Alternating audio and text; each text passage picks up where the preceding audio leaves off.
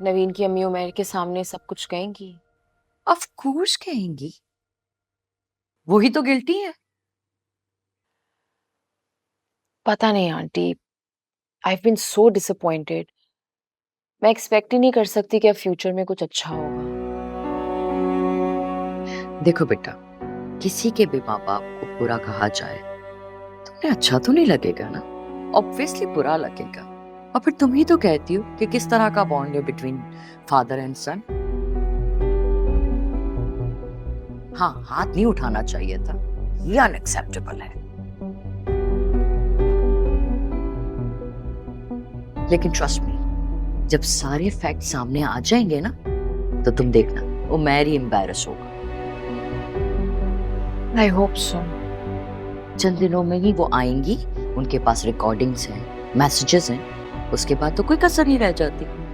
It's a matter of few days only.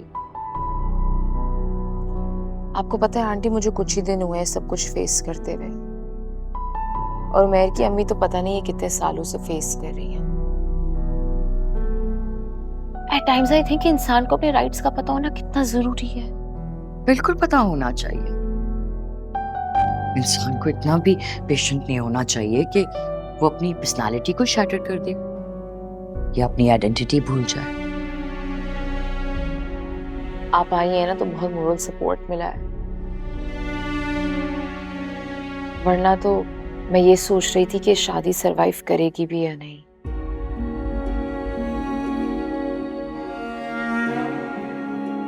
Thank you. I am always there for you. अब बेटा देखो, अभी नई नई तो शादी हुई है तुम्हारी, कोई भी नया रिश्ता बनता है ना तो उसे टाइम लगता है, उसे समझने में, एडजस्ट होने में। तुम भी टाइम दो ना, वक्त देना जरूरी होता है। और सबसे इम्पोर्टेंट बात जो मैंने तुम्हारी अम्मी से सीखी थी, never give up. So never give up. Thank you.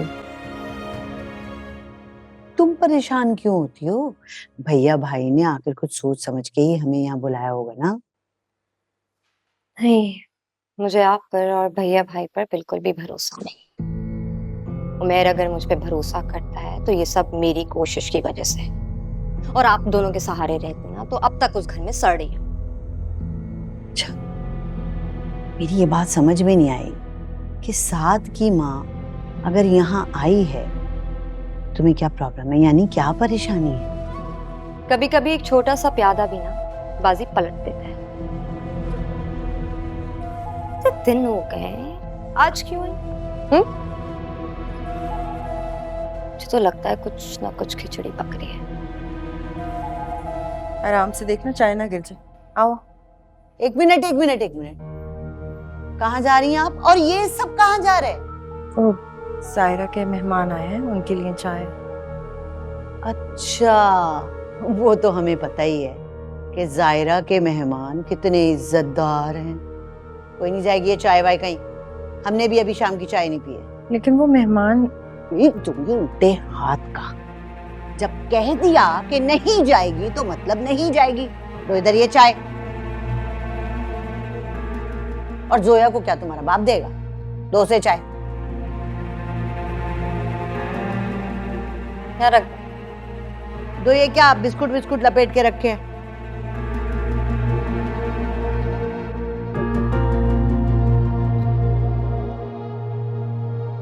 ये क्या है? इधर लाओ, इधर लाओ। हाँ हाँ, दही बड़े रखो, ले जाके फ्रिज में, मैं खाऊंगी, भूख लगी है मुझे। यानी हद होती है, भैया भाई के घर में हम अपनी मर्जी से चाय भी नहीं पी सकते। ये उसी लड़की की माँ है ना औरत जिससे उमर ने जायरा को मिलने से मना किया था। अभी भी कोई ना कोई मंसूबा ही बना रही होगी। और आप कैसी माँ है? अपने ही बेटे की हक पर खुद ही डाका डलवा रही है। क्या बात है? मैं जाऊं? मुझसे पूछ कर आती जाती हैं क्या? जो दिल में आए कीजिए।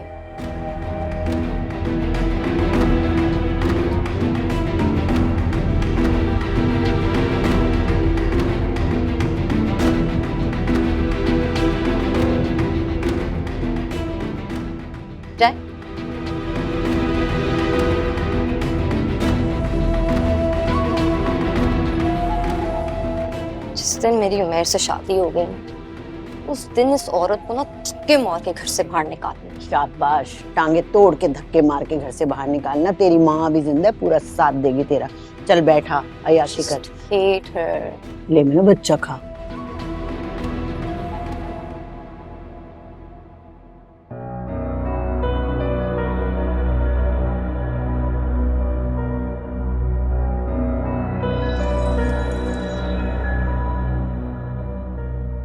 जायरा, आज साथ की अम्मी तुमसे मिलने आई थी ना?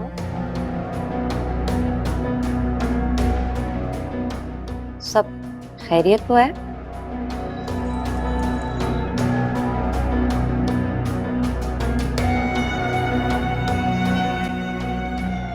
सोया तुमसे क्या पूछ रही है ज़ायरा?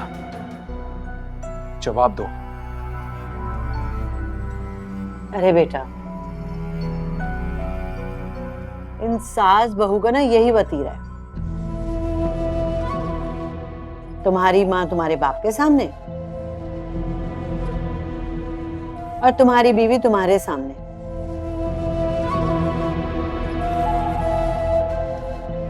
खामोशी से ऐसे मासूम बन जाती हैं जैसे मुंह में जबान नहीं है। और जब तुम लोग नहीं होते तो जो जबानें खुलती हैं, लगता है सांप पाल रखे, सांप।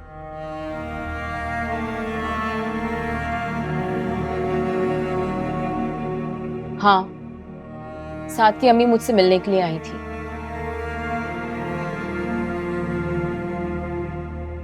बहुत अरसा हो गया मुलाकात किए हुए।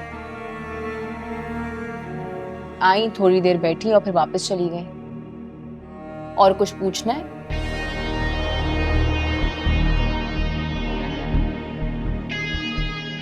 मैंने तुमसे सिर्फ एक बात पूछी थी, तुम तो खामखा माइंड ही कर गई। मुझे लगा उमैर ने तुम्हें साद और उसके घर वालों से मिलने से रोका होगा।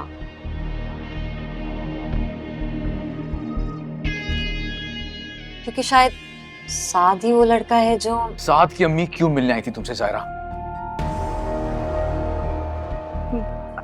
बेटे वो बेटा मत कहे मुझे, फजान पा का है आपको।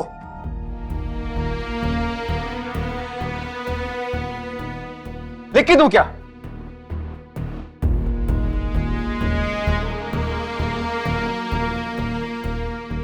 बोलो ज़ायरा।